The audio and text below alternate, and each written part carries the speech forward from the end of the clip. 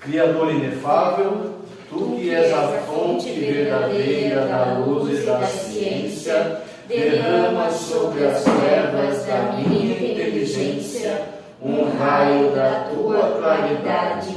Dá-me inteligência para compreender, memória para reter, facilidade para aprender, sutileza para interpretar e graça abundante para falar. Meu Deus, semeia em mim a semente da Tua bondade.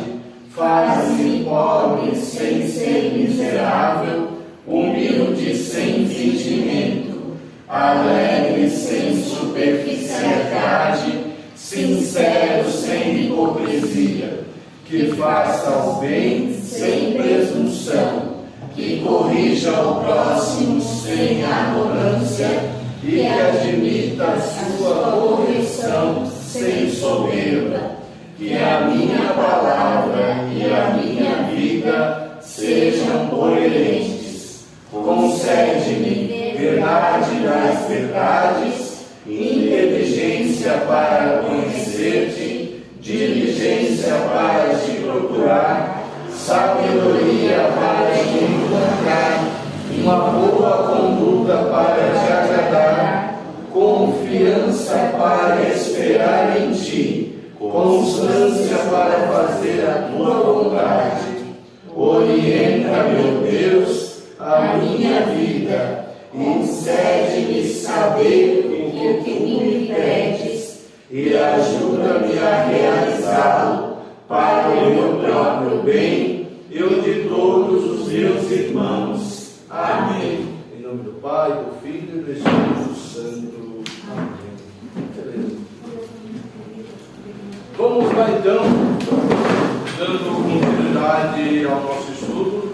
Hoje nós vamos adentrar ao capítulo 2 do Gênesis. Só brevemente recapitulando, vemos então que o Gênesis nos apresenta a primazia da nossa fé. Existe um só Deus, que é fonte e criador de todas as coisas. Pelo seu desígnio criador, foi ordenando a criação, e toda a criação vai culminar no seu ápice, que é a criação do homem no sexto dia. Então paramos o nosso estudo anterior no sexto dia, observamos toda a atividade da criação, a questão do desenvolvimento fisiológico, espiritual, a questão numérica e da simbologia, e agora nós vamos então conectar com o capítulo 2, que começa dizendo assim, se você puder abrir sua Bíblia no capítulo 2 e acompanhar ali, vai estar dizendo: assim foram criados os céus e a terra e todo o seu exército, tendo Deus terminado no sétimo dia a obra que tinha feito, descansou do seu trabalho. Ele abençoou o sétimo dia e o consagrou, porque nesse dia repousa de toda a sua criação. Então, conectando com a questão numérica ainda, nós temos aqui o sétimo dia, que então seria o dia de descanso. Quem lembra qual é a simbologia do número 6? Simboliza quem? O homem, dentro da sua criação natural. O homem enquanto homem, criado, e o número 6, bíblico. Então, do número 6, nós pegamos o número 7, que é 6 mais 1. O número 1 é o número de Deus, que é único. Então, quando nós unimos o homem a Deus, quando nós temos essa união íntima, é então que o homem vai chegar à sua perfeição. Perfeição essa que a gente pode entender como a beatitude original, né? O Adão criado lá perfeito, sem o toque do pecado, esse 7. Por isso que Deus vai olhar a criação agora e vai dizer que tudo é muito bom. Algumas pessoas entendem que ele está dizendo referente ao homem, né? Porém, o que acontece? Santo Agostinho vai nos ajudar a entender que esse mundo, porque Deus vai criando e vai vendo que é bom. Um dia 1, um dia 2, Deus cria e vê que é bom. Quando Deus termina de criar o homem, Ele olha toda a criação e vê que tudo é muito bom. Por quê? Que agora então a gente tem essa expressão muito bom. É porque Deus olha a harmonia da criação, colocada aos pés do homem. Então o homem, dentro do contexto da criação, o homem colocado no seu lugar, e a gente já vai entender qual é o lugar do homem, a responsabilidade dele. Quando o homem está nesse lugar que é dele, que lhe foi dado um lugar de honra, pode entrar? Pode entrar.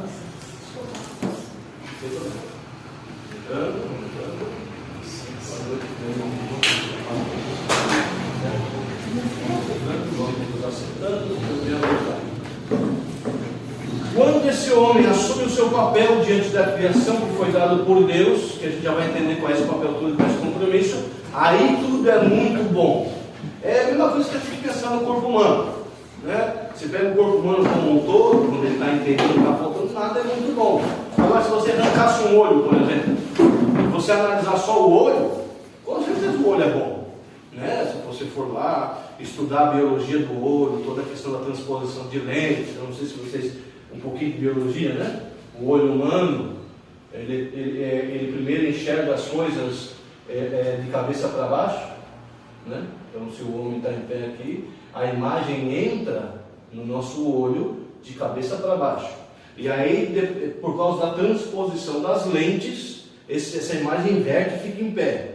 Quando esse olho, quando esse ponto ápice, por causa do defeito de um olho, ele vai parar aqui na frente, a gente tem um defeito ocular. Quando ele vai parar aqui atrás, é outro defeito ocular. Ou seja, o olho, se essa transposição dessas lentes, todas as camadas que Deus criou está em ordem, ele é bom.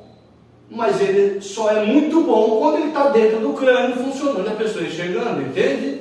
Uma mão, um braço é muito bom, articula, pega as coisas, mas um braço solto do corpo, ele é bom, ele tem a sua... A gente sabe o que é, para que serve, mas ele só vai ser muito bom quando está conectado ao tronco. Ou seja, o muito bom que Deus diz aqui não é só em relação ao homem, mas é em relação ao homem encaixado dentro do seu lugar, referente a toda a criação.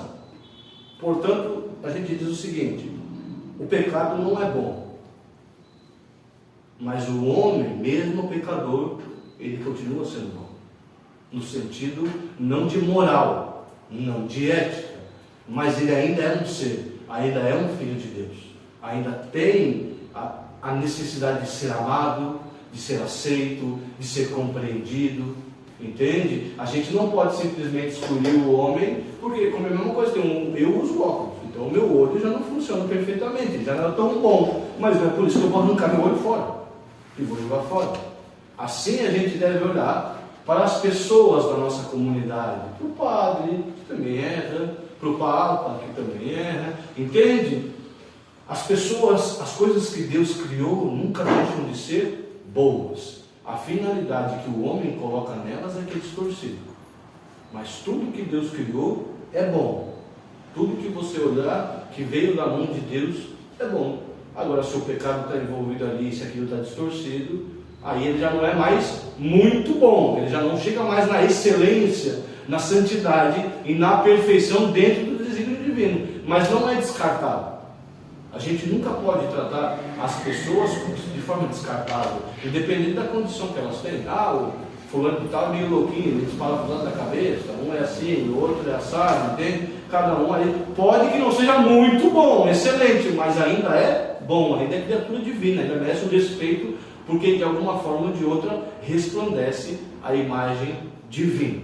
Então entendamos, tudo que Deus fez é bom, mas para que seja muito bom, para que atinja o ápice, tem que estar encaixado dentro do desígnio divino. Nós vamos agora entrar nesse capítulo 2, que vai trazer os desígnios divinos, porque assim, o capítulo 2, ele parece que ele está recontando a história da criação, né? Tem o capítulo 1, vai dizer primeiro dia, segundo dia, terceiro dia, aí o capítulo 2 vai continuar assim, ó. E assim foram acabados os céus e a terra e todo o seu exército, tendo Deus terminado no sétimo dia a sua obra que tinha feito, descansou. Outra questão interessante a gente analisar, por quê? Ora, se Deus não tem um corpo físico, então Deus não cansa. Por que Deus descansou? Esse descansou aqui no texto original do hebraico, se a gente for analisar a Torá mesmo hebraica, ali não está escrito que Deus descansou, está escrito que Deus finalizou a criação. Então Deus finalizou, concluiu, a palavra mais exata, a criação. No nosso texto latino aparece a palavra descansar, mas esse descansar entende-se que Deus terminou, acabou. Ali a obra estava completa, ali a obra estava perfeita, ou seja, não falta nada. Tudo o que nós necessitamos para viver aqui e viver bem foi dado por Deus. Não falta absolutamente nada. Por isso que Deus olha e ele descansa, então, ou seja, ele para essa ação criadora, porque já está completo, já está definido. E também ali é colocado no texto latino, descansou, porque se nós somos feitos à imagem e semelhança de Deus, ou seja, nós espelhamos as ações divinas, porque nós não somos feitos à imagem e semelhança assim, Deus tem 2 mãos, cada mão tem 5 dedos, tal. Não é a imagem física corpórea, essa imagem e a semelhança de Deus é que nós temos a autoridade espiritual, é que nós temos a condição de administrar os desígnios divinos. Por quê? Os dons e carismas não são manifestados através de nós? Então pode-se dizer que somos partícipes com Deus, ou somos Deus em Deus. Quando estamos em Deus, somos deificados, manifestamos a presença divina, que mais tarde é a própria sedução do demônio, porque sereis como deuses. Mas já éramos como deuses. Sempre que nós estamos em Deus, realizamos ações divinas. Então, o demônio ali vai distorcer isso na nossa próxima aula, no capítulo 3, mas só para vocês já irem entendendo que o homem, ele está em Deus, e com Deus ele é Deus também, participando dessa natureza divina. Aí o que acontece? Aparece o descansou ali, por quê? Porque toda vez que nós servimos nesse espelhamento de Deus, nós precisamos descansar. Eu não sei vocês, mas eu, por exemplo, toda vez que eu volto da missão, eu sinto uma necessidade profunda de recolhimento, de silêncio, né? O Monsenhor Jonas tem um livro que ele escreveu especificamente para o Ministério de Música. Até os músicos é muito bom ler esse livro. Chama-se Músicos em Ordem de Batalha. Muito bom livro. É fininho, rápido de ler. Mas a moral desse livro é que ele vai dizer assim: isso cabe para qualquer ministério, para o encontro de casais, para a celebração, quando você vai servir como ministro, enfim, como comentarista, como músico também. O que acontece? O bom servir é a imitação perfeita do sacrifício de Cristo. O que acontece com Cristo na cruz? Ele é ferido no coração, ou seja, quando servimos, o nosso coração também é ferido, também é aberto, para que dali se derrame o amor. Então, quando nós terminamos de servir, há a necessidade desse descanso, desse recolhimento, desse sábado, que é o momento do que? Vou me recolher em Deus, para cicatrizar essa ferida, para cicatrizar essa machucadura. Então é normal, principalmente se vai pegar tríduo pascal, né, que é missa de manhã e vai dar de fora todo dia. O pessoal, se pudesse trazer um colchonetezinho para a igreja, que era mais fácil gastar menos gasolina, né? Então a gente fica naquela intensidade, vai gastando. Quando termina, os dois se encostam de costas para escorar um no outro, assim, né? E é normal isso, não tem nada de errado, porque é por isso que Deus vai descansar, para ensinar que nós, enquanto humanos, necessitamos de pausa também. O que acontece é você pegar um coração e acelerar e não pausar? História. Um pulmão também, se você começar a encher de ar, se não tiver uma cadência, se não tiver um descanso, arregaça com tudo. Então, na nossa condição humana, nós temos essa limitação que chamamos de cansaço. E Deus também, então, querendo nos ensinar que precisamos parar, que precisamos, claro, viver com intensidade a ação divina, essa participação na ação divina, mas que vai chegar um momento em que é necessário a pausa, o descanso. Por isso que Jesus mais tarde vai dizer nos evangelhos: ora, o homem não foi feito para o sábado, O sábado é que foi feito para o homem. No sentido de que, durante 6 dias, o homem trabalha cuidando da criação. Nós vamos ver ali que Deus designa o homem para cuidar de tudo que Ele criou. Então, do dia 1 ao 6, o homem trabalha cuidando disso tudo, cuidando de todas as realidades que Deus deu para ele cuidar. Família, filhos, trabalho, casa, missão, mas que é necessário um momento de escondimento em Deus, onde o homem vai descansar em Deus. Aí nós temos o sábado. E às vezes as pessoas acham que Jesus vem cancelar o sábado por causa que o domingo é a missa. Mas olha só o paralelo. O homem foi criado em qual dia? Sexto. Jesus morreu em qual dia da semana? Sexto dia. O homem descansa em qual dia? Sétimo. Qual dia que Jesus desceu à mansão dos mortos? Sétimo dia. E aí não é o 8º dia da semana que ele ressuscita, é o primeiro. O que Deus cria no primeiro dia? A luz. Então Jesus reinaugura a criação no primeiro dia da semana, que é a luz divina, que inaugura de novo toda a criatura. Por isso que ele vai dizer para Maria, quando ele está indo lá, que Maria vem consolar ele, primeiro ele diz para as mulheres: não chorei por mim, chorai por vós. Por que ele diz isso? Para a gente não se compadecer do sofrimento? Não, para a gente entender por que ele está sofrendo. Ele não está sofrendo porque ele merece, ele está sofrendo pelo mal que nós fizemos. Então choremos porque nós é que somos a causa daquilo ali. Entende? E depois, quando Maria vem chorar para ele, o que ele diz? Mãe, vê, eis que eu faço novas todas as coisas. O próprio Cristo está dizendo que naquele sexto dia que ele está, que a carne mesmo dele está sendo dilacerada, está sendo desmanchada, ou seja, é como se ele estivesse desmanchando o homem para ser reconstituído de novo. Ele faz nova toda a criatura, toda a criação. Então, não é que Jesus cancela o sábado, não, ele descansa no sábado. Ele desce a mansão dos mortos. Nós damos atenção ao primeiro dia da semana, porque daí o primeiro dia simboliza toda a questão da ressurreição, da reinauguração da criação. Não que domingo é o dia de descanso no sentido de parar tudo. Não, domingo é o dia de memorizarmos que somos nova criatura, ou seja, em Cristo nós temos a oportunidade de sermos aquilo que Deus sonhou para nós. Mas ainda há necessidade de um descanso. Mas o descanso seria no sábado ou no domingo? Aí que está. Para Deus não existe tempo e nem dia da semana. Então está dizendo que o sábado ele é um momento. Entende? Não é um dia específico, não é uma hora específica. Senão teria que ser no dia 7, na hora 7, no 7º minuto, no 7º segundo. Aí você vai pirando. Não. O sábado ele é um momento diante de Deus em que nós nos retiramos nele. E que é necessário para todos nós. Entenda. Não é sábado, quer dizer, sábado então eu vou sair com a família. O sábado é um momento teu e de Deus, que você sozinho, pessoa humana, e aí não é com o esposo, não é com o família, que você tira para descansar em Deus. Entende? Todo final do dia, quando você vai deitar na sua cama, Senhor, obrigado pelo meu dia, e você vai começando a entregar e a agradecer e a pedir perdão, um momento sabático, quando você se retirou dentro de você mesmo e está somente com você e com Deus. Entende? Porque senão a gente, que é? Aí tá, vamos supor que a gente volte a guardar o sábado, como os nossos irmãos adventistas falam. É errado?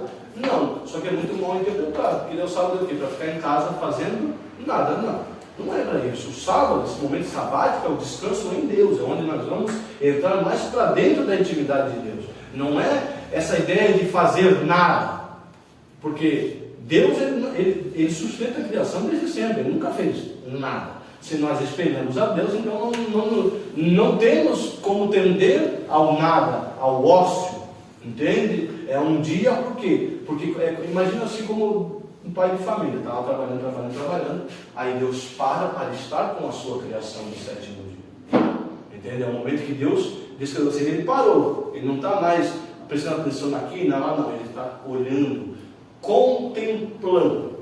Então o sábado serve para quê?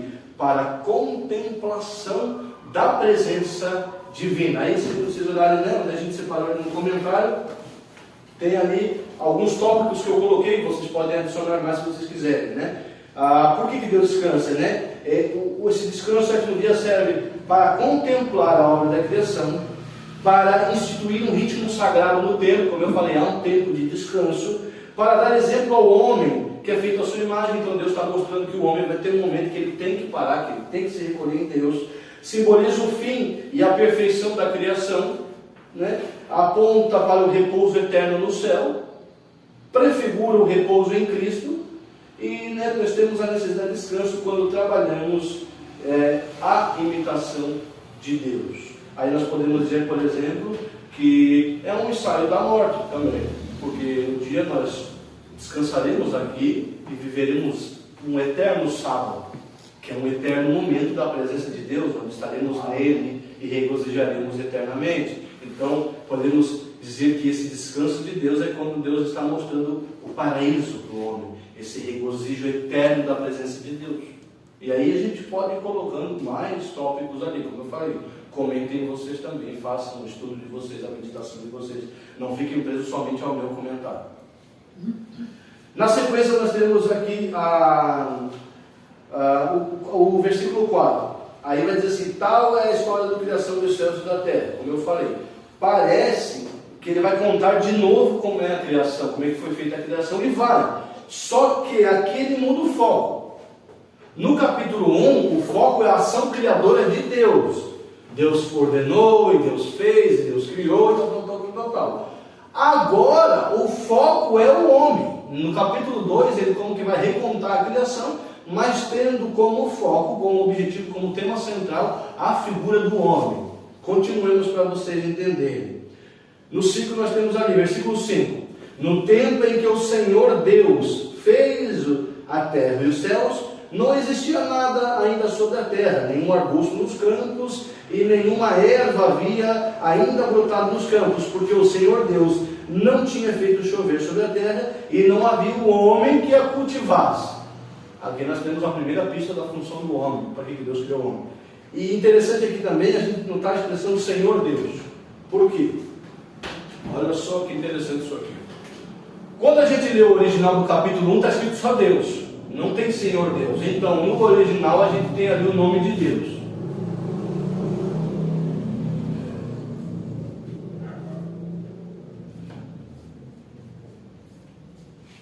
Aqui nós temos, que traduzindo bem aproximadamente, seria algo como Yahweh. Mas a pronúncia exata foi perdida, né? Aí nós temos aproximações como Javé, como Jeová está errado por causa que tem duas vogais. E no hebraico original não se usava vogais. Então você põe o som de uma vogal entre cada uma delas para você botar o sentido. Mas nós temos esse nome que é o desígnio do nome original de Deus. Isso no capítulo 1. Agora, no 2, quando a gente traduz no português Senhor Deus, aí se escreve Elohim. Certo? Qual é a diferença? Aqui nós trabalhamos mais como se fosse um nome próprio, a pessoa de Deus, ele em pessoa, ou em ser, em estado presente, objetivamente. É Deus quem põe a mão na massa para fazer a criação. O detalhe daqui que Elohim em hebraico ele está no plural, quase como se escrevesse deuses, mas não significa deuses, porque existe um só Deus. Já está exemplificando a ação da Santíssima Trindade. Um Deus que ao mesmo tempo é único e é plural. 1 e 3. Então aqui nós já temos essa pista teológica, digamos assim, de que Deus ele não é só. Ele não é uma criatura sozinha, né? Dentro da divindade existem três pessoas, ou plural, né? Desse relacionamento. Deus Pai, Criador de todas as coisas, que não foi criado por nada. Deus Filho, que é gerado e não criado. E aí é uma diferença entre aquilo que é gerado e aquilo que é criado. Nós somos criados, nós somos criatura. Jesus ele é gerado, então ele é consubstancial, da mesma substância. Entende? Que o amor entre Pai e Filho, entre Deus Pai e Deus Filho, é o resultado que a gente chama de Espírito Santo. Então aqui, nesse Senhor Deus, analisando o original, nós temos a primeira pista teológica de que esse Deus é trino, que há um plural nessa divindade. Eu vi alguém falando sobre o primeiro nome de Deus, mas eu não lembro quem, que falou que esse nome era assim para que não se pronunciasse, não chamasse o nome de Deus em vão. E esse nome se soaria como a nossa respiração. Isso, tem, ou como os animais, né? O leão, que ele vai rugir, se você quiser aproximar, tem algo como a ru, né? Que é um rugido. O que acontece? Mas se a gente dá aquela... Sim. Faz o som do... Isso. Só que isso são aproximações teológicas, né? No hebraico não existe vogal. Então, nem naquela época e nem hoje, se você for aprender o hebraico, não tem vogal. Eles encaixam as vogais para que tenha uma sonoridade na palavra, mas lendo literalmente não existe vogal. É por isso que é impossível de se traduzir como era pronunciado. Agora, que eles não falam por causa dos escrúpulos, sim, para não chamar o nome de Deus em vão, é que isso foi cortado, entende? Então a pronúncia, de tanto zelo que eles tinham pela pronúncia, e tão pouco que era pronunciado, aí sim a pronúncia se perdeu. E o que acontece? Quando foi feita a tradução para o grego, os próprios judeus pediram que não se transliterasse o nome de Deus em respeito à fé deles. E em respeito à fé deles, nós ocidentais não tentamos nem chegar à aproximação, como os testemunhos de Jeová fizeram, dessa pronúncia aqui, né? Que seria, como a tem em Moisés, algo como eu sou. Eu sou. No presente. Tanto que se você perguntar para os judeus quem você é, a frase dele nunca vai começar com eu sou. A frase dele já vai começar daqui para frente. Eu sou marceneiro. Ele já vai responder direto à função, ou o que ele acredita ser, né? Filho de Deus, enfim, e tal. Eles não usam a expressão ser, o verbo ser no presente é só de Deus. Isso é lindo porque você só é quando você está em Deus. Se você não estiver em Deus, você não é. Entende? Como se entende-se que afastando-se de Deus, nós vamos perdendo a condição de existir. Então nós só temos a capacidade de ser quando estamos em Deus. Aí em Deus nós podemos dizer eu sou, porque participamos da natureza divina. Mas que sim, foi perdido por causa da questão do escrúpulo, desse mandamento de não chamar o nome de Deus em vão. Isso procede realmente. Mais alguma dúvida referente a essa parte? Depende da Bíblia, porque a minha Bíblia fala do Yahweh. Isso. E aí assim, só nessa que é a Bíblia de Jerusalém que eu observei isso, porque nas outras é Senhor Deus ou Javé. Aí eu, por aproximação, eu tentava, deve ser Senhor, né? Isso, com certeza. Porque a Bíblia de Jerusalém, ela tem a responsabilidade de ser fiel ao original em hebraico. Aí, como não tem tradução, eles literalmente pegaram isso aqui e colocaram lá onde aparece o nome de Deus. Sim. Entende? Então, por respeitar, não tem tradução, então vamos colocar isso aqui. Quando a pessoa chegar ali, ela sabe que é Senhor Deus, que pode ser Elohim, pode ser El Shaddai, El Elyon, enfim, que são títulos daí que vão falar das características de Deus, né? O Deus que cura, o Deus que salva, Emanuel, que é o Deus conosco. Todo nome que tem terminação em EL, esse El significa Deus em hebraico. Por isso que o nome dos anjos sempre vai terminar em EL. Rafael, Gabriel, enfim. Sempre esse EL em hebraico é Deus. E aí, o que vem antes é uma característica de Deus, entende? Tipo, Rafael, né?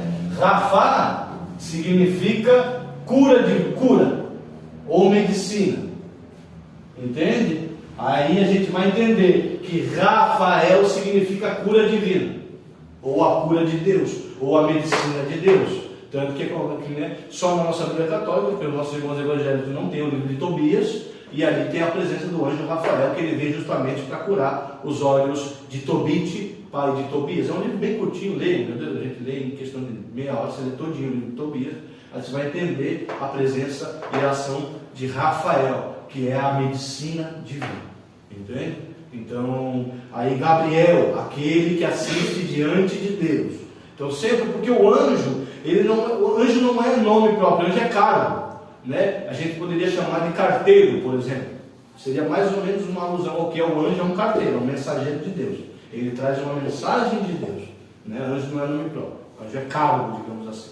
Anjo, arcanjo, aí temos dominações, potestades, enfim. Aí a gente tem as traduções também, né? Que nem meu filho, a gente colocou o nome de Theo. Sim. Theo aí é do grego, significa Deus. Por isso que a gente estuda teologia, né? Theo, Deus, logia vem de logos. Logos é a palavra. Então, teologia é o estudo da palavra de Deus. Aí, Theo, né? Como assim? Assim é um prefixo de Deus em grego. Né? Isso. E antigamente se tinha muito, a gente já vai ver, né? A cultura de que o nome vinha com uma missão, né? Então, por exemplo, quando eu dei nome aos meus filhos, todos eles têm um significado específico para o nome deles. Ariane vem de Ar, aquele que é puro, né? Nosso outro filho chama Heitor Castos. Heitor significa guardião, Casto, castidade, entende? Guardião da castidade. Tem Davi do Carmo, né? Que é tanto em respeito a Davi, que é o rei Messias divino, e do Carmo, porque quando a gente perdeu o filho anterior, que chamaria Miguel, e eu fui diante de Nossa Senhora do Carmo, disse que se ela permitisse, quando ele nascesse, eu consagraria ele a ela. Então, ele já desde do ventre consagrado a Nossa Senhora do Carmo, por isso chama Davi do Carmo, né? Aí tem a Laura, né? Que vem de louro, que significa vitoriosa, enfim. Os nomes, eles devem, sim, carregar um significado, que é como se o pai sonhasse uma missão para o filho, e aí ele dá isso no nome, né? Por isso que no exorcismo, por exemplo, uma das coisas que o padre sempre vai perguntar é o nome da entidade que está ali, porque uma vez que o padre domina o nome, ele tem autoridade para expulsar a entidade. Então, dar o nome, nomear, significa ser dono, né? Significa reger aquela coisa. Certo? Mais alguma dúvida? Vamos lá então, continuamos. Sim. E aí nós vamos ver então na sequência a primeira pista do que é a missão do homem. Ali vai nos trazer cultivar. O que é cultivar? Eu só voltando aí, Elohim é da pista da Trindade. Isso. Aqui, a palavra Elohim é plural no hebraico. Que nem a palavra Jerusalém, né? Porque paz em hebraico é shalom, né? E shalem significa pazes no plural, entende? Então Jerusalém ou Jerusalém significa cidade das pazes, entende? Ou no sentido de que ali se multiplica a paz de Deus, nesse sentido assim. E aí Elohim está também nessa questão do plural. Aí, como plural, se não existe mais um Deus, é a pista teológica de que o Deus é trino e uno ao mesmo tempo. Aí continuamos, porque Deus não tinha posto ali o homem para cultivar. O que é cultivar? Cuidar. Desculpa o nome. Zelar, sim, eu entendi que você falou sei lá, desculpa, eu sou meio super falava com zelar, com certeza, zelar também.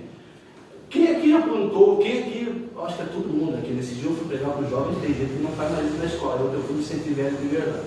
Aliás, estava eu discutindo com a minha esposa, que a gente entende que a gente está crescendo e amadurecendo quando você acorda todo dia com uma dor diferente, ou quando dói alguma coisa antes de chover. Aí você sabe que você está amadurecendo na vida. Mas enfim, piadas à parte. Todo mundo aqui já passou pela experiência do feijãozinho no algodão, certo? Isso é cultivar. Cultivar é cuidar para que haja condição de viver. Entende? Deus cria tudo, mas Ele vai dar ao homem a missão de cultivar.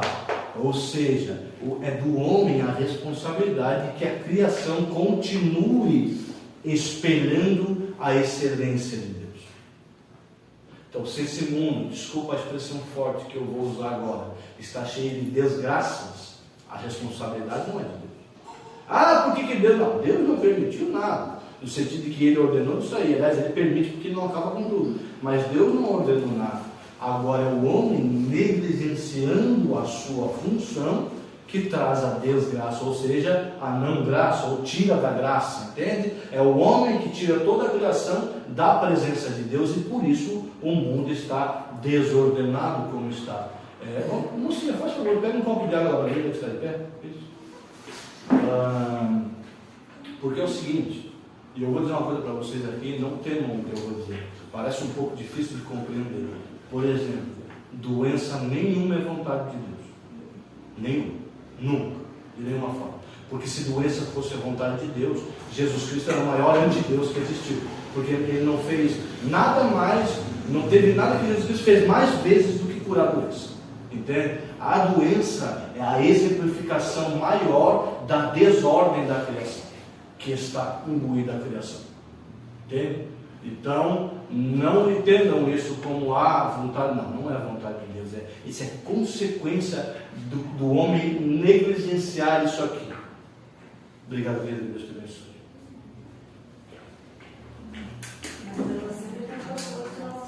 Porque Deus tira um propósito de qualquer coisa. Deus é tão bom, mas tão bom, que não importa o quanto de caca você fez na sua vida, Ele vai tirar um propósito de cada uma delas. Mas só pela bondade divina. Se tiver uma doença e não tiver ação divina, a bondade divina, ele não tem propósito nenhum. É só sofrimento. Pelo sofrimento. E aí por isso que as pessoas enlouquecem. Começa a olhar para a tua vida. Começa a olhar essa desvirtude da tua vida. E isso parece sem propósito, aí mais vale não viver. Por isso que tinha pessoas ao suicídio, entende? Porque tudo perde o sentido. Então essa vida é só uma desgraça. Por desgraça, que eu estou fazendo aqui?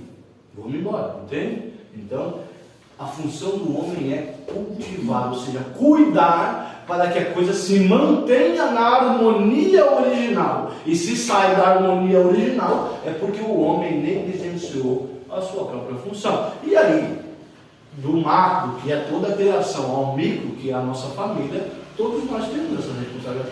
A gente não cultiva a nossa família, o amor não é cultivado. Se você, por exemplo, deixar de cultivar o amor entre esposo e esposa, ele morre. Se você não cultivar o amor com seus filhos, você pode ser consanguíneo, você pode ser progenitor, porque pai e progenitor são coisas diferentes, entende? Então você pode ser progenitor, mas você nunca vai ser pai, nunca vai ser mãe, se você não cultivar, né? Assim como se cultiva a vida financeira, como se cultiva um bom trabalho, como se cultiva uma profissão, como se cultiva uma amizade, entende?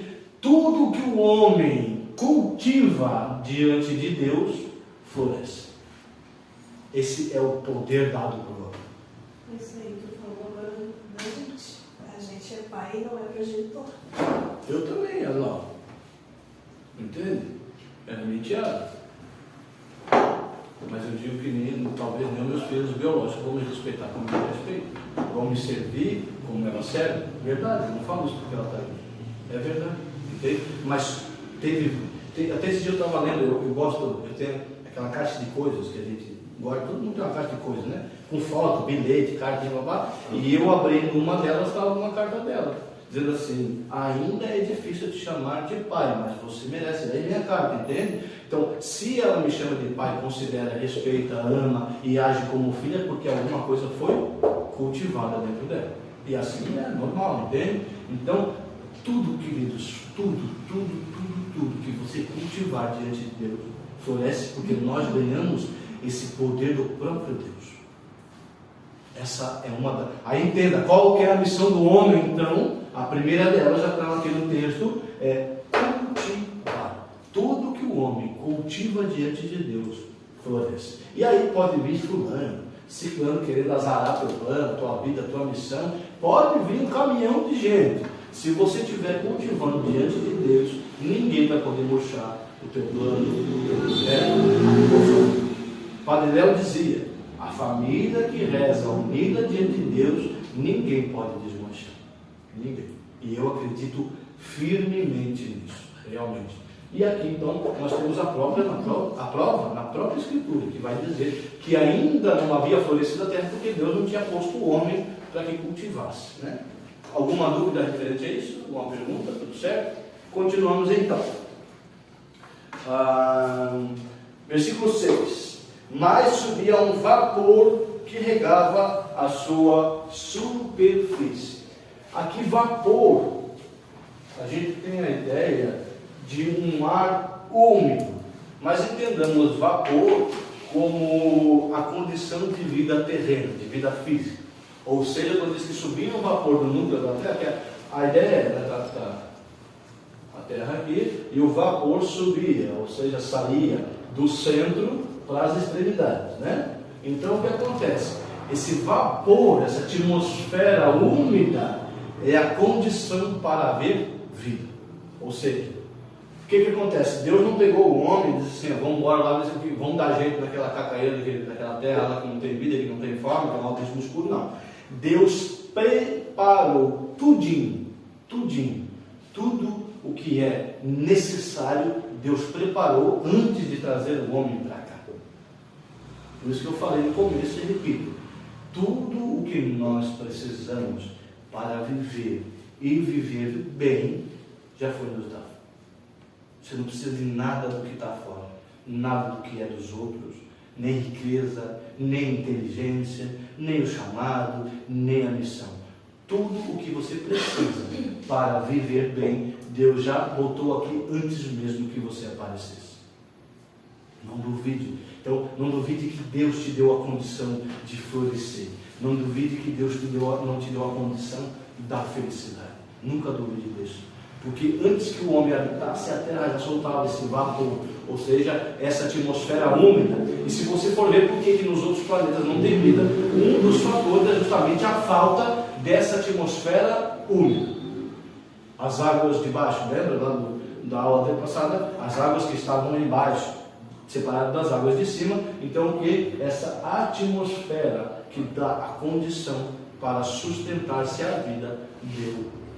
E aí você pode fazer a Lectio Divina, por exemplo, vai nos levar a entender isso, talvez não como a Terra, o planeta físico, mas a Terra, o seu mundo, a sua família, entende? A sua vida, a sua missão.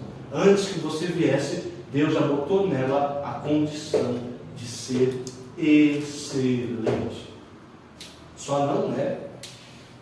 Aí tem que se analisar os fatores. Às vezes porque a pessoa é preguiçosa mesmo, não quer. Às vezes porque a pessoa ainda não se encontrou. Às vezes porque não encontrou a Deus, porque não viu sentido na vida, enfim. E aí é por isso que tem os psicólogos, são tão importantes, os orientadores espirituais, porque a função deles é fazer com que a gente encontre sentido em tudo aquilo que a gente está vivendo. Outra forma que a gente pode fazer uma leitura divina, uma leitura espiritual disso aqui é o seguinte: tem coisa na tua vida que você já se questionou por que eu está ali? Não tem? Será? Porque da sogra, porque do sogro, entende?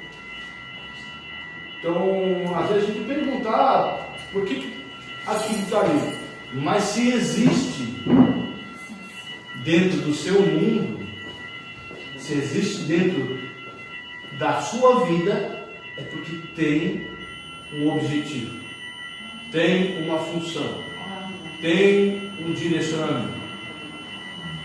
Você olhar para ele? Eu acho que era aqui debaixo do salão, provavelmente algum inseto, Entendi. Vocês não duvidem do sentido da vida de vocês e das coisas que existem na vida de vocês, né? Porque tudo tem uma necessidade, tem um porquê. Por que a minha mãe foi assim? Por que meu pai foi assim? Por que a minha criação foi essa?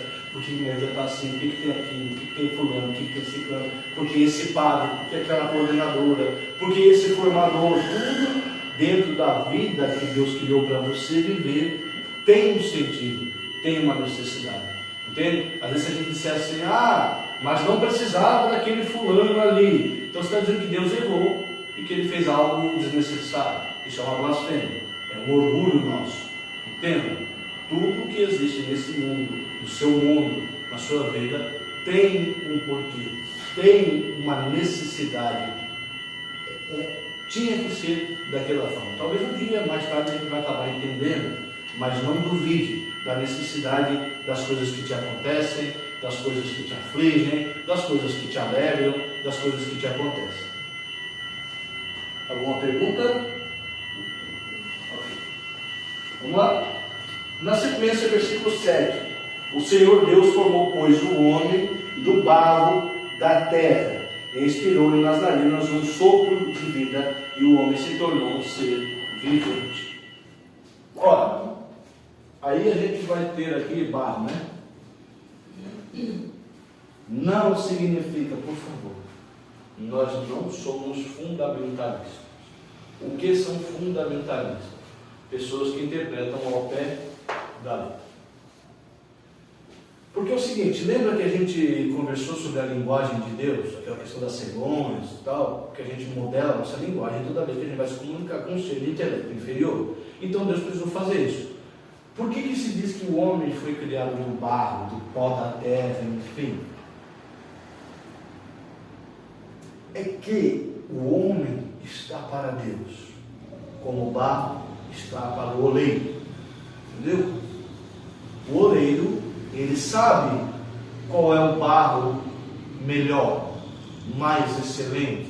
Ele vai lá buscar a argila e ele sabe a cor, ele sabe a textura, ele sabe que se precisa temperar, amassar, sovar, o quanto precisa ser feito, o como precisa ser feito. Ele sabe como modelar, ele sabe a temperatura necessária para assar aquela peça de barro feita, o tempo que vai ficar exposto àquela temperatura, o tempo que leva para curar, para secar, enfim. Significa dizer que quando Deus te criou, Ele usou o material mais excelente.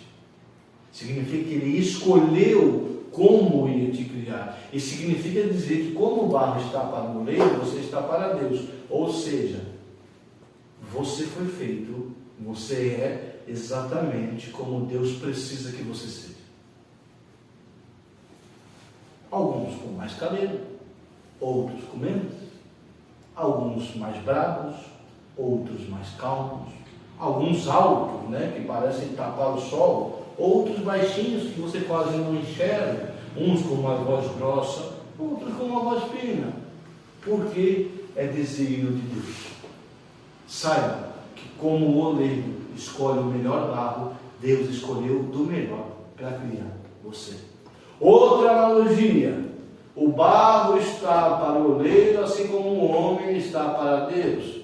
Alguém aqui já viu o vídeo ou pessoalmente a modelagem que o oleiro faz? Bota a argila no meio daquela roda que gira e vai modelando. Quem aqui já viu a argila dizer o que quer ser? Eu já vi. Sim. Modelagem. Isso, modelagem. Mas quem aqui já viu a argila dizer: eu quero ser um tijolo, eu quero ser um vaso, eu quero ser um copo, eu quero ser um prato, eu quero ser um ornamento de porta, eu quero virar uma imagem bonita? Não. Portanto, não fique botando opinião no plano que Deus tem para você. Esteja submisso ao plano de Deus. Por isso diz que o homem foi criado do barro, ou seja, Deus modelou você como é necessário, como Ele designou, ponto final. Isso é inquestionável. Entende? Seja submisso, como o barro é. O oleiro vai lá, pega o barro, põe em cima da roda lá e começa a modelar conforme é necessário. E entenda, e nada muda, porque o que é mais nobre, o prato ou o copo? Os dois são. A função é diferente, mas a nobreza, ou seja, os dois são necessários. Entende? Para que a gente possa perceber que é necessário estarmos submissos à vontade de Deus. Estarmos submissos aos desígnios de Deus. É assim que o homem foi criado. Quando o homem começa a querer botar, como dizia os antigos, botar boneco, dar opinião, botar pitaco, ficar dando ideia, o que vai gerar? O que vai acontecer? Deus não vai mudar você de vaso para praia. E aí acontece que o homem vai criando uma fissura dentro dele, que é um idealismo que não existe sobre si. Aí uns vão se achar que pode ser gato, que pode ser cachorro, que pode ser coisa, que pode ser escravo, entende? Aí as pessoas vão tentar transformar uma realidade que é intransformável. Vão querer mudar o imutável, entende? Isso gera o quê? Uma condição de insatisfação pessoal, porque você nunca vai se realizar enquanto você não aceitar como Deus te fez. Estou dando uma pesquisada aqui. Cerca de 40 a 60% do corpo humano Tem a mesma composição do ar. Ó, interessante isso. Outro, para modelar você precisa de água ou umidade da terra sobre o próprio vapor. Ou seja, a preparação dessa modelagem já estava sendo feita. Eu digo que quando a gente chora, a gente está naquelas libertações, Deus usa a água do nosso choro para nos modelar. Ou para remendar o trincadinho, né? Para dar uma fechadinha nesse cabelo. Viu? Então é isso, é por isso que está dito ali. Olha o quanto de significado numa pequena expressão. Entende? Não sejamos literais, que a gente possa explorar. E essa é a diferença da leitura divina que eu estava falando para vocês. Existe a leitura divina, leitura orante, você mastigando a palavra e não só absorver aquilo que eu falei para vocês. Não, vocês mesmos devem mastigar isso e compreender e buscar complementar o conhecimento. Continuamos então. E soprou nas narinas o sopro da vida. Sopro.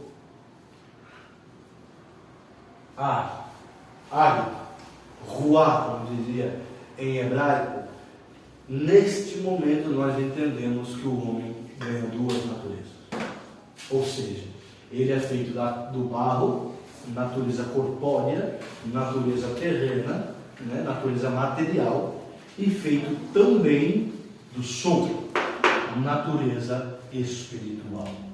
E gente, não existe nenhum outro ser na criação que tem natureza terrena e natureza espiritual.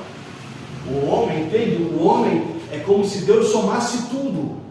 Porque aqui, a gente pode adicionar uma outra informação, já existiam os céus, os anjos, toda a realidade espiritual já existia. O homem é como se Deus pegasse tudo o que ele fez e fundisse numa coisa só. Natureza terrena e natureza espiritual. Então, entenda, nós temos corpo físico e corpo espiritual. E eles andam juntos, unidos. Portanto, não há como uma pessoa, por exemplo, dizer que tem uma vida de oração eficaz, que zela pela vida de oração, se ela não zela pela saúde física. Entende? Por isso que não pode-se ter vícios, porque todo vício é uma desordem da natureza terrena. E o vício espiritual é né? Querer ser como Deus. É uma desordem da natureza espiritual, que é o pecado de Satanás, que ele nos comunica. Isso a gente vai ver no próximo capítulo. É necessário equilibrar a natureza humana com natureza espiritual. O homem é uma soma desses dois mundos. O homem é a soma dessas duas realidades. Por isso vai dizer que o número, né, que o homem vem aqui, eu já falei para vocês na aula, é um símbolozinho assim, que é o gancho divino. Ou seja, o homem liga dentro dele a natureza inferior com a natureza superior. O homem é responsável por atrair a presença de Deus para a natureza física. Ou seja, se falta a presença de Deus nesse mundo que a gente vive, a culpa é nossa. Porque nós temos a condição de alcançar o céu e alcançar a terra. Agora, aos que preferem cair na pira de uma super espiritualização, aí chega na quaresma, a pessoa faz um jejum que mais mata do que vivifica. Não serve. Não serve. Aí esse jejum é até uma questão de orgulho e não de humildade. Assim como a falta dele, ou a supervalorização do corpo, leva um detrimento da alma. Pode falar, imagina. Falando ali, me vem umas coisas na cabeça assim, Digo. as pessoas que, por exemplo, não praticam a religião, não têm uma fé, né? Que não são católicos. Que não vivem Deus. Chega a Semana Santa, aí elas parece que a gente vê o puro demônio, né? Elas só tá desordem, só procurando confusão, tudo o que puder fazer de confusão e de intriga, fofoca, falação, faz. Aquela semana, assim, eu já pude vivenciar Acho Então, que todos nós assim. e assim, assim, a gente vê isso batata, assim, Sim, né? com certeza. Porque É uma a falsa pessoa que não espiritualidade. pratica a fé, a religião, parece que ela está assim em outro mundo, assim. Mas está, porque ela está só aqui, entende? Ela, como a gente pode dizer, que é um ser humano incompleto, porque se não é cultivada na natureza superior, através da prática da humildade, de tudo aquilo que a fé e a religião nos pedem, e é para isso que serve a religião, para nos lembrar que temos espírito e devemos cuidar dele, não só, mas também devemos cuidar. Essa pessoa é minha pessoa, por isso que ela vive incomodando, porque ela se sente incompleta. Aí tem que se ver por quê, se é por ignorância invencível, ou seja, ninguém nunca ensinou a fazer o certo, se é por uma ignorância proposital, ou seja, a pessoa finge que não entende as coisas, entende? Aí tudo isso há de ser analisado. Mas que a pessoa que só vive isso aqui, que só incomoda, ela já pode ter certeza, só incomoda. E tipo, se tu fala de Deus, parece que é uma afronta. Imagina se está no escuro. Imagina que a gente desligou a luz da sala, está dormindo, né? Eu tinha uma renda, minha mulher fazia isso, às vezes ela parou. Às vezes ela saía do quarto, estava dormindo, quando ela voltava, ela ligava a luz. Não dá aquela paulada nos olhos, incomoda? Claro que incomoda, porque o senhor está na escuridão. Aí você vem e acende uma luz, por que você acha que Cristo incomodou? É a mesma dinâmica. Porque quem está na escuridão se incomoda com a luz. Até tem isso no prólogo do Evangelho de João. Ele veio para o mundo, ele veio para os seus, mas os seus não o reconheceram. Porque tem gente que prefere fechar os olhos para não se incomodar com a luz. Não quer se acostumar com a claridade. Quer viver naquele mundo de escuridão. Por quê? No mundo de escuridão você não enxerga os outros, mas também não enxerga a si mesmo.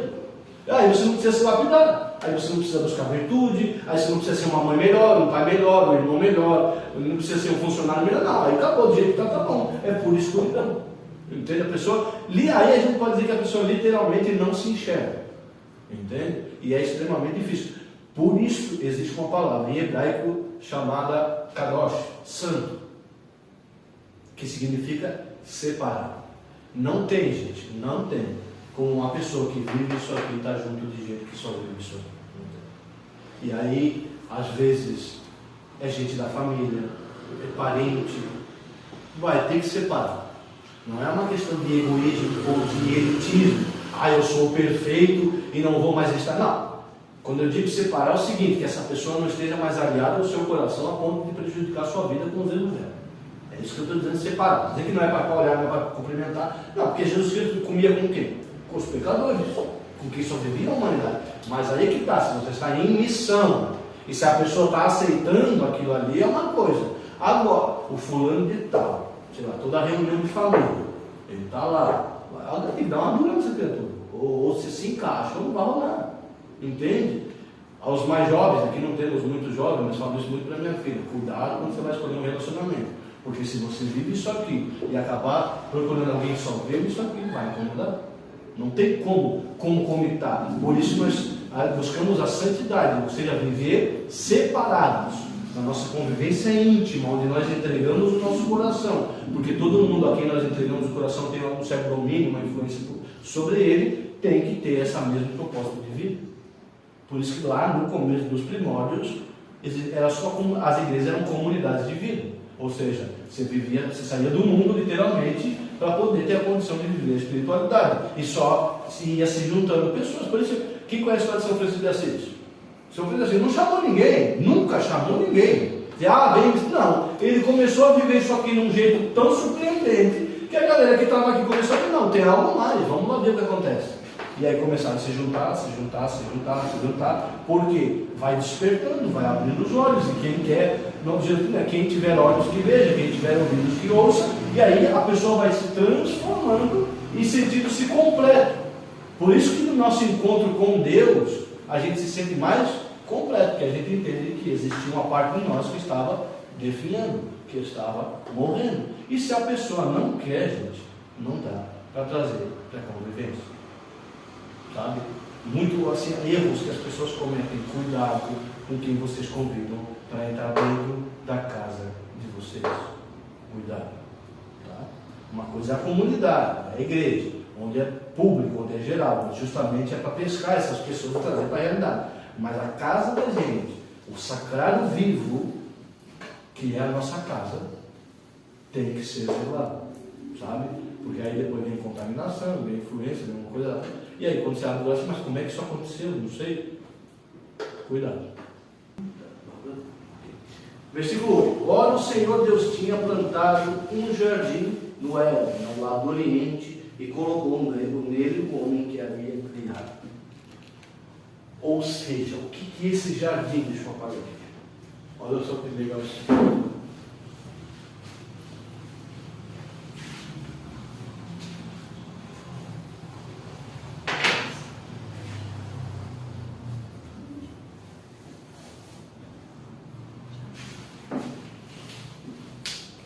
Quem aqui já visitou, assim, fez trilha, já visitou praia, subiu um morro e teve um contato muito intenso com a natureza e sem a ação do homem encontrou um jardim?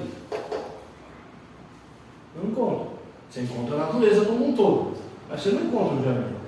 Então quando fala que Deus criou um jardim, significa que Deus cultivou um local específico para se encontrar com o homem, que hoje nós chamamos de igreja. Aqui nós já temos a prefiguração da Santa Igreja, ou seja, um local específico para relacionar-se com Deus. Veja aqui, não é uma invenção do homem na igreja. A igreja é o amadurecimento desse jardim, o local que o próprio Deus designou. Certo? Porque o jardim não seja um monte de semente, então o jardim se separa, aí tem as estradinhas, aí tem gente que bota tijolinho, tem gente que põe brita, aí separa para cá as frutíferas, separa para lá as flores, aí põe um banco, aí põe um telhadinho, vai cercando para aquilo, porque já viu, por exemplo, ovelha, bode, esse bicho mastiga até o pé da casa se você deixar. Então se você tiver um jardim e não separar esse jardim, vai tudo para o espaço. Tem que cuidar das pragas, tem que cuidar da formiga, outro bicho lazarento para quem tem jardim, principalmente flor. Entende? Então, Deus criou um local todo preparado para se encontrar com o mundo. Veja, Deus criou o jardim e pôs nele o homem que ele é. Veja o zelo de Deus. Então, Deus não vem estar em qualquer lugar. Deus, quando vem falar com o homem, ele vem no jardim. Ou seja, um lugar bonito, um local preparado, justamente pensado, projetado para um deleite. Então não é em qualquer lugar, de qualquer forma, que nós nos encontramos com Deus. Ele, claro, está em nós, mas esse espaço que incentiva, que fomenta esse encontro, é sempre um lugar específico, preparado por Deus.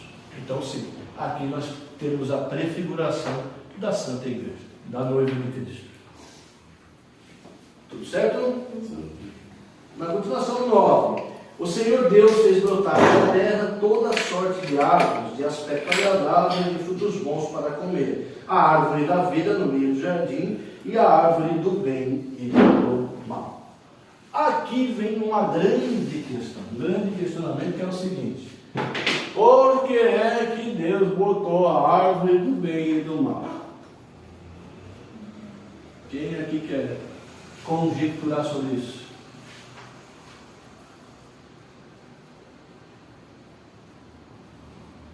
Quem aqui quer opinar sobre isso? Por que Deus vai me botar lá no jardim a árvore do bem e do mal e a árvore da vida? Para que a gente possa escolher Mas por quê? o caminho que a gente tem que seguir. Vamos lá, tá bem? Mais bem? Voltar à prova. Voltar à prova. Isso mesmo. Olha só. Fazer um teste.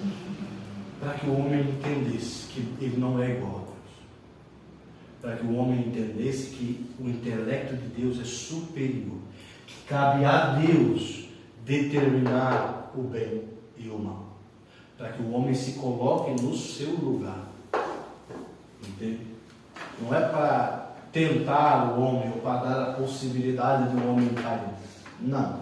Existe lá a árvore do bem e do mal, e Deus ordena que o homem não coma, porque tem coisas nessa vida que nós devemos receber de Deus, esperar em Deus, pedir para Deus. E toda vez que o homem quer acelerar esse procedimento, ele morre. Por exemplo, por que a gente diz que só Deus pode julgar? Que Ele é o justo juiz. Quer ver um exemplo bem básico? Tá, ok. Vamos suponhamos essa cruz. Se eu perguntar para vocês, o que tem nessa cruz? Cristo pregado, certo? Mas isso é para vocês. Para mim não tem Cristo nenhum. Vou virar ao contrário. Exatamente. Porque o homem tem um intelecto limitado às suas próprias experiências. Então o homem não tem como pesar justamente os dois lados. O homem não tem a ciência total das coisas. Essa ciência cabe a Deus. E todas as vezes que nós temos que saber como agir, nós devemos procurar e buscar em Deus, não por nós mesmos. Por isso que não cabe ao homem vir aqui e tomar desse fruto. Não cabe ao homem decidir o que é bom e o que é mal de fato. Não cabe ao homem condenar e julgar, porque ele não tem condição intelectual para isso. Toda vez que o homem vier tomar desse fruto aqui, vai dar ruim. Porque o nosso julgamento sempre é parcial, sempre é limitado. Entende? Não tem como. Mas daí o que acontece? O homem toma desse fruto, significa que a gente começa a decidir o que nós somos. Aí vem o cara querer se achar bicho. O que é bom e o que é mal? Eu que decido se é bom ou se é mal. Eu tenho um corpo humano, uma alma humana, mas eu quero virar um bicho. Entende? Então, o grande tema do pecado original é o que? O homem toma de Deus aquilo que ele deveria receber pela graça de Deus. Por isso é colocado aqui a árvore do bem e do mal. E só a Deus cabe esse fruto, ou seja, só Ele. E para que nós dependêssemos dEle e para que nós buscássemos dEle. Por quê? Se nós buscamos em Deus, quem assume a responsabilidade das consequências? Deus. Se nós viemos aqui e tomamos o fruto por nós mesmos, quem assume a responsabilidade da consequência? Nós. Não temos a condição. Entende? A prova, o homem, quem aqui já não teve uma atitude inconsequente? Depois que fez, putz, eu não sabia que ia dar nesse cara. Me desculpe. A prova de que a nossa visão é parcial. Se você tivesse pego isso que você fez e perguntado para Deus, com certeza a coisa não teria dado. Entende? O pecado original é querer tomar de Deus aquilo que nós devemos buscar na graça dele. Por isso Deus dá. E para que o homem entenda que existe o bem e que existe o mal, que existe a vida e que existe a morte. Que fora de Deus nós tendemos à morte. E se você pegar os pecados capitais, todos eles conduzem à morte, tanto física quanto espiritual. Então, é por isso, não para tentar o homem, para que o homem tivesse a possibilidade de cair, não. Para que o homem entendesse que Deus é superior a ele e que ele depende de Deus. E não tem como ele não depender de Deus. Não depender de Deus é buscar a própria morte. Por isso ele diz: tudo que provar desse fruto, certamente morrereis. Entende? A gente tem que parar de querer aprender tudo na prática. Eu tenho que ver para quê? Eu tenho que ir lá fazer para ver se dá certo. Não. A fé é justamente isso. Nós temos que acreditar sem precisar provar. Deus disse que não é para fazer, não faz.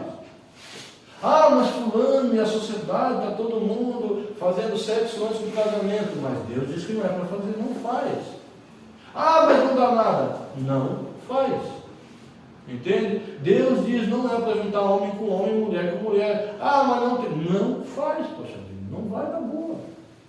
Entende? Não é nós que estamos determinando, isso é determinado por Deus. Quando nós queremos vir aqui e tomar desse fruto, aí vai sair toda sorte de coisa errada, toda sorte de julgamento limitado, toda sorte de coisa que leva à morte. Por exemplo, quando Einstein desenvolveu a bomba atômica, a ideia dele é criar uma fonte renovável de energia. Ou seja, que nós não precisássemos detonar a natureza com as hidrelétricas, tal. Agora o homem vai lá, toma do fruto e decide o que é bom e o que é mal fazer com ele. O que transformou? Bomba atômica. O que leva a bomba atômica? Morte. Porque uma bomba só serve para isso, para matar. Entende? Então, tudo na nossa vida, tudo que a gente toma sem pedir para Deus, sem a autorização de Deus, no tempo errado, errado, no momento errado, vai dar ruim. Outro exemplo, você vai ver, se você, eu tenho, hoje em dia não tenho mais tanto tempo, mas gostei muito de assistir seriados criminais. Aí você vai ver que os psicopatas são criados quando na infância eles são expostos a algo fora do tempo. Pornografia, violência, toda sorte de coisas que não é o tempo de mexer com aquilo, leva à desvirtude do próprio ser humano. Entende? Então, isso é que significa a árvore do bem e do mal. Deus diz que ele não é para comer, ou seja, existem coisas que o homem não tem condição de lidar.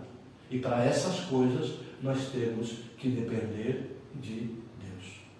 Ou seja, há um código moral, há um código de ética, coisas que devemos e coisas que não devemos fazer. E quem as define não somos nós, é Deus. Toda vez que nós trazemos isso para a nossa realidade, acaba em morte. Alguma pergunta, alguma dúvida, algum comentário? A gente está aqui para aprender junto também. Certo? A árvore da vida é Deus. Exatamente. E dessa o homem está totalmente livre e autorizado a tomar o fruto e comer. Tanto que uma das condições de pegar o fruto daqui é que o homem não pode mais pegar o fruto daqui. Entende? Vamos lá. E livre-arbítrio, é uma questão mais filosófica, mas o que acontece? O que é o verdadeiro livre-arbítrio? Escolher pelo que é necessário ser feito. O livre-arbítrio não é obedecer à minha vontade. O livre-arbítrio é obedecer ao desígnio divino. Ou fazer sem querer fazer. Por exemplo, uma mãe que acorda de madrugada para dar uma aula para o filho. Eu tenho certeza que essa mãe gostaria de continuar dormindo. Porém, ela ali está tendo um ato livre. Ela pode pensar que está presa à criança ou à condição da infantilidade, mas não. Ela poderia não fazer nada. E tem mães que conseguem não fazer, não sei como, mas conseguem, entende? Agora, a liberdade é o quê? Você fazer aquilo que é necessário ser feito para que a vida se mantenha. Isso é a verdadeira liberdade. Ou livre-arbítrio. Continuamos a árvore do bem e do mal. Continuamos lá para o 15.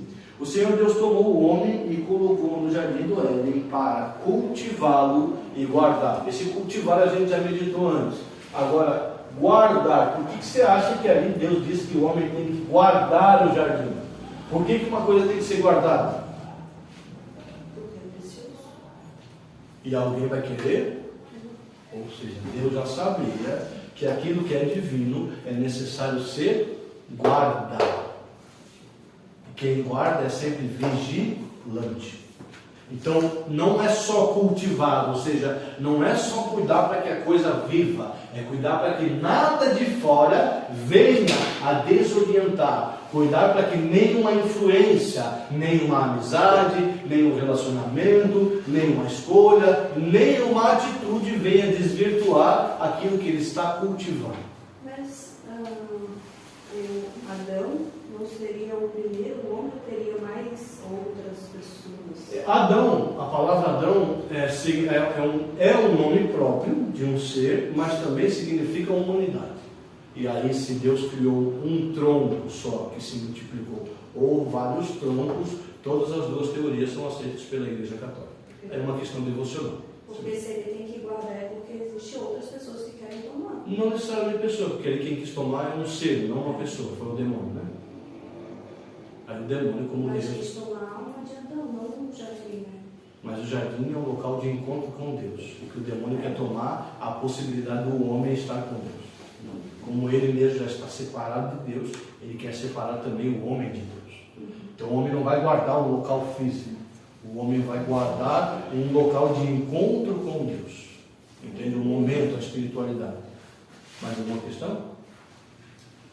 Por isso, por exemplo, que a gente fala, você tem um vício, você tem que se guardar dele. A partir do momento que você não guarda, que você não vigia, a tentação entra, e quando você cai no vício, naquele momento você é separado de Deus. Porque ninguém, durante um ato ilícito, está conectado com Deus. Entende? Deus o ama, não aquilo que ele faz. Mas ali você está sendo apartado da presença divina. É como pensar assim, que você é um cara, você tem energia, está ligado na tomada. Quando você comete um ato vicioso, ele não busca tirar automático, você apaga. Você perde aquela condição daí de receber a energia divina, de estar conectado com a fonte da vida. E o que acontece com a bateria? Vai acabando, vai diminuindo, e se você não recarregar, desliga, morre. Entende? Isso é esse guardar, é vigiar. Isso é tão importante, mas tão importante, que quem que fica no lugar do homem guardando o jardim? Lá no 3 vermelho, é o querubim. E dentro das potestades celestiais, que são 9 coros de anjo, o querubim é o mais alto de todos. Ou seja, Deus pega o anjo mais poderoso que existe e põe em fazer isso que o homem não conseguiu fazer. Então você vê como é um troço difícil de ser feito, como é uma baita responsabilidade, tanto cultivar o jardim como guardar. Então aí nós começamos a entender qual é a missão do homem.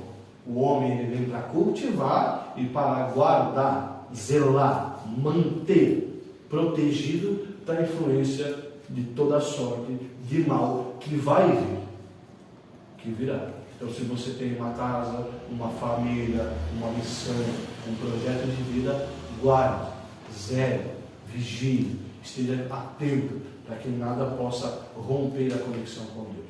Porque assim como Deus pode tirar de qualquer mal que você faz um bem, o demônio pode pegar qualquer bem que você faz e transformar no mal. Então, a gente tem que entender, porque dizer, dinheiro é bom ou é mal? Justamente. Se você zelar pelo dinheiro e guardar ele é bom. Agora, se você não zelar e não guardar, ele é mal. Tanto é que o que financia a nossa perdição? O que financia o vício? A gente patrocina a nossa própria morte. Porque tudo que é para Deus, por exemplo assim, você não paga para vir na igreja ser uma missa, você não paga para confessar, você não paga para comungar. Agora você paga pelo cigarro, você paga pela bebida, você paga pela droga, tudo que nos leva ao custo. E nós mesmos é que financiamos a nossa perdição. Então, quando nós não zelamos e não guardamos, algo que é bom pode tornar-se mal, extremamente destrutivo. Entende? E assim, é num piscar de olhos, gente. É numa desatenção, é num vacilo, por isso que Jesus Cristo fala assim: quem está de pé, cuidado para não cair, porque qualquer vacilozinho. Continuemos. Aí a questão do cultivar, beleza? No 16 e 17. Deu-lhe este preceito: podes comer de todo o fruto de todas as árvores do jardim, mas não coma do fruto da árvore da ciência do bem e do mal, porque no dia em que dele comeres, morrerás indubitavelmente. O que acontece? Por quê? Deus não está falando aqui da questão ética e moral humana. Entendeu? Deus não está falando aqui que nós não podemos dizer assim: no dia de frio o calor é bom, no dia de calor o fogo é ruim. Não é isso. Ele está dizendo que nós não temos o direito de condenar nada e nem ninguém. Não julgar aqui não é fazer juízo, é condenar. Não há realidade perdida. Não há realidade perdida. Então, se há alguma pessoa na sua família, porque você tem rezado, porque você tem pedido algum amigo, sei lá, por trabalho, pela profissão, pelo casamento, não há nenhuma realidade perdida. Nós não temos o direito e nem a condição de determinar essas coisas, né? Então, não se desespere, porque quem pode determinar o bem e o mal é somente Deus. E até o último suspiro da nossa consciência há a oportunidade de redenção. E não é por tempo. Mas a pessoa... Porque assim, a pessoa que viveu a vida inteira seguindo a regra divina e santidade vai para o mesmo céu que a pessoa que acabou de se converter. O céu é o mesmo, entende? Aliás, se nós pegarmos o primeiro santo, quem que sabe qual foi o primeiro santo canonizado? Vamos pegar aqui mais nada lá, pessoal. Quem é que sabe? Um cara chamado São Dimas. Quem que foi Dimas? O bom ladrão. Dimas não foi batizado, não fez crisma, não fez primeira comunhão, não foi à missa, mas foi salvo. Por quê? Porque escolheu entender a necessidade que ele tinha da autorização da presença divina para entrar no reino do céu.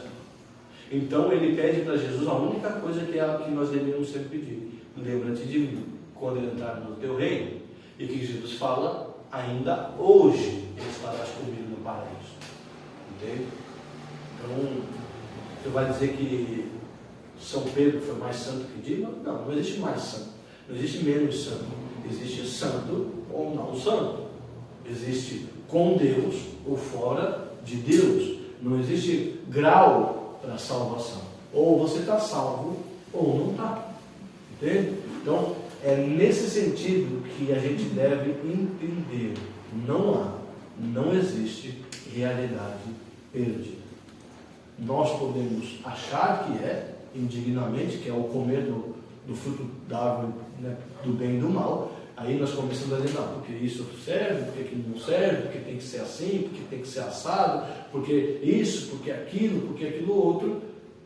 A gente vai semeando o quê? O joio, semeando o mal, que nós não temos nem a condição de entender a proporção. Entende? Às vezes uma condenação que a gente lança impede mais ainda a alma de se salvar. Entende? Então nós não somos autorizados à condenação. A nossa missão, aliás, é como a de Cristo, de buscar aqueles que se entendem como condenados, de amá-los e por esse amor nos sacrificarmos por ele. E a única coisa que pode salvar a alma das pessoas é uma experiência de amor genuíno.